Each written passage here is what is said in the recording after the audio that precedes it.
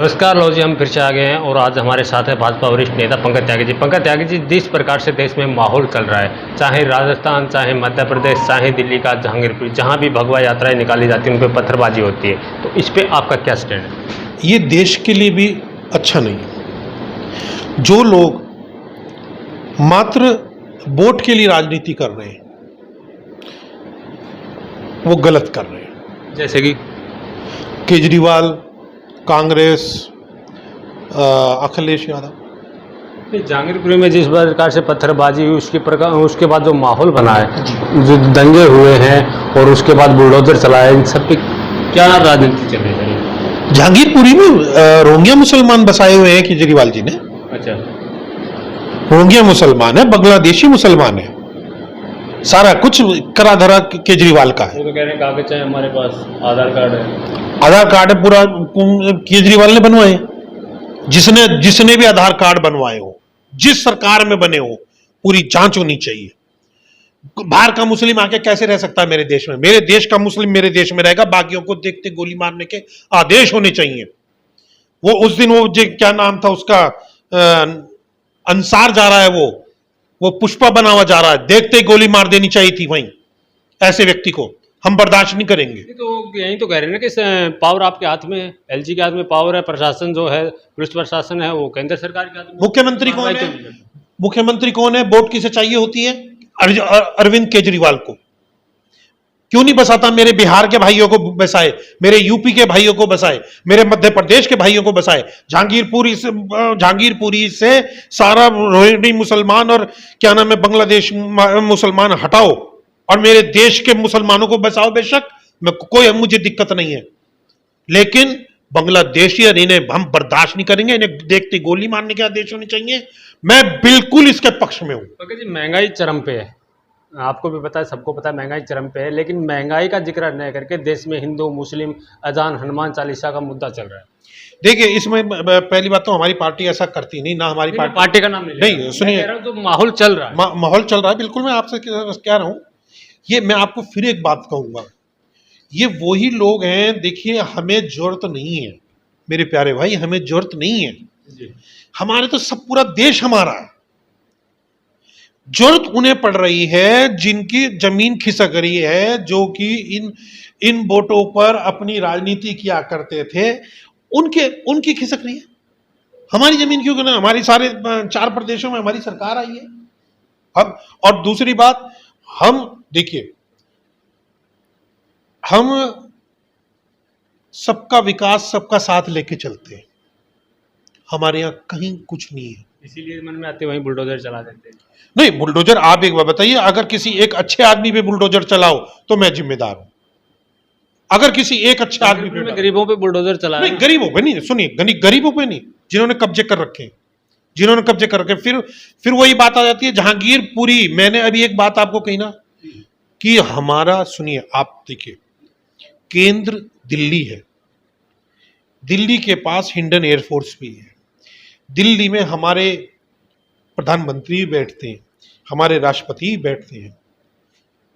कितनी बड़ी दुर्घटना घट सकती है कल को ऐसी जगह से जहां रोहिंग्या मुसलमान और ये क्या नाम है बांग्लादेशी रह रहे हो। आप सोच के देख सकते हैं। तो ये पहले याद क्यों नहीं आया? ऐसे सांप्रदायिक माहौल में अचानक से बुलडोजर चला देना, कोई नोटिस दिए बगैर? नहीं, मैं तो ये कहूंगा कि ये अच्छा हुआ, इससे कम से कम खुला तो सही राज सारे। ये तो बहुत अच्छा हुआ, जो भी तो कि बिना किसी हानि के, किसी के हताहत हुए बिना ये राज खुला। ये बहुत खुशी की बात है, सबक लेना चाहिए। आप बुलडोजर की कार्रवाई कहते हैं? तो कह रहे एक तरफा धर्मविशेष को टारगेट करके। सुनिए, आप बुलडोजर की कार्रवाई कहते हैं? मैं कहता हूं कि एक तरफ से चढ़ाते चले जाओ, मतलब एक तरफा धर्मविशेष को टारगेट करके। नो, जो रोहिंग्या हो और बांग्लादेशी हो अपने देश जाएं। तो कई सालों से बसे हुए हैं, चाहे वो किसी भी पार्टी ने बसाए। 10 साल से केजरीवाल की सरकार चल रही, केजरीवाल पाले बैठा है।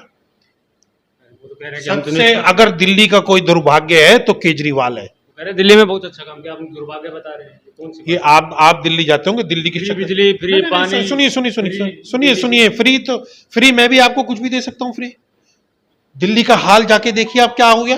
दिल्ली वासियों से जाके पूछो कि क्या हाल हो गया। 7 साल में दिल्ली बदली है। मैंने अभी, हाँ, फ्री देना चाहते, केजरीवाल फ्री देना चाहते हैं, दे, हिंदू को दे। मतलब मुसलमानों से पहले सुनिए, पहले पूरी बात तो सुन ले कर। हिंदू को दे, हिंदुस्तान के मुस्लिम को दे, मेरे बिहार के भाइयों को दे, इन रोहिंग्या को क्यों दे रहा है, इन बांग्लादेशियों को क्यों दे रहा है, क्यों दे रहा है? 10 साल से सरकार है, हैं?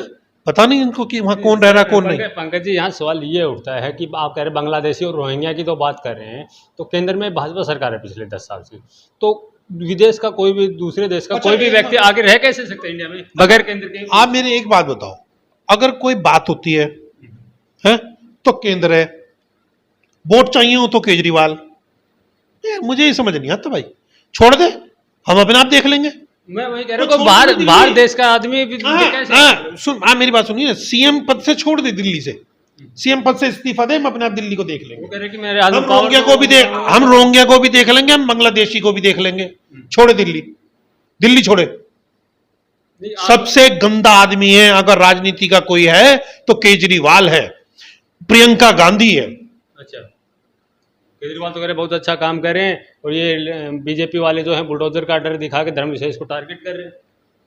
आ गई ना वही बात, धर्म विशेष पे। मुझे आप एक चीज बता दो, जितने भी जेल गए हैं, जितने भी जन जेल गए, उसमें एक हिंदुस्तान का मुस्लिम है?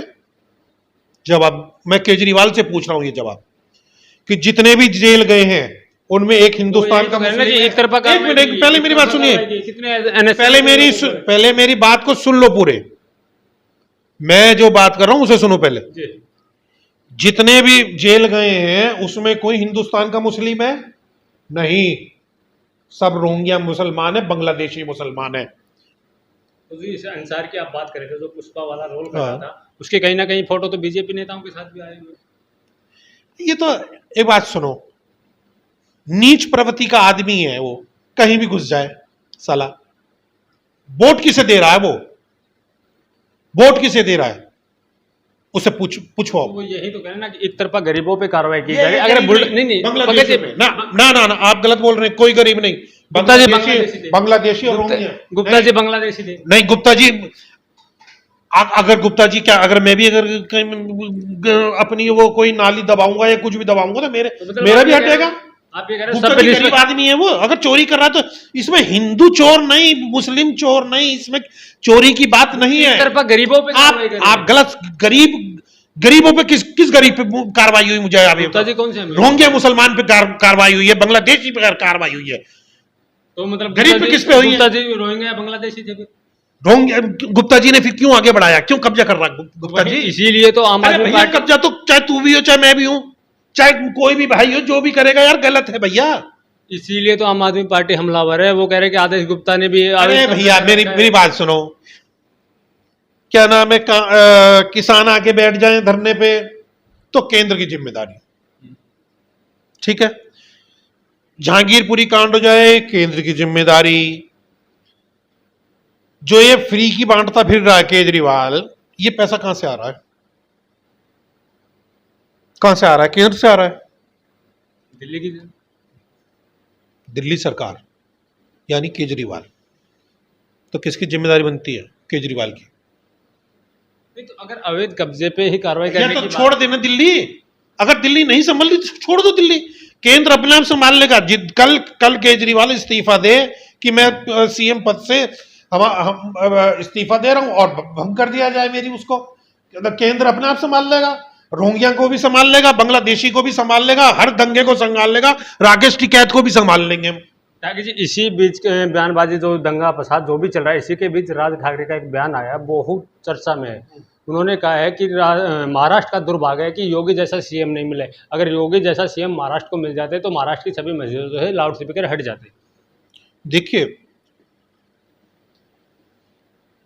ये तो कमाल की बात है कि हमारे योगी जी जैसा सीएम तो हर प्रदेश में हो, मैं मानता हूं, लेकिन हर कोई योगी आदित्यनाथ नहीं बन सकते। इसलिए मैं ये कहूंगा कि महाराष्ट्र का सीएम राज ठाकरे को बनना चाहिए, क्योंकि वो मस्जिदों से लाउड स्पीकर हटाने की नो, बात करते हैं। वो हिंदू है, उसमें उनमें सनातन धर्म है। उद्धव ठाकरे भी हिंदू है, वो बाबा तो साहब ठाकरे का वंशज है। बाला साहब ठाकरे को अगर नाम खराब करने वाला कोई है तो उद्धव ठाकरे है, और अगर बाला साहब ठाकरे का नाम कोई रोशन करने वाला है तो वो राज ठाकरे है। बाला साहब ठाकरे भी, आपने कभी उनके इंटरव्यू नहीं पढ़े हैं, उनके इंटरव्यू देखे नहीं हैं। बाला साहब ठाकरे भी हिंदुस्तान के मुस्लिम के खिलाफ नहीं थे।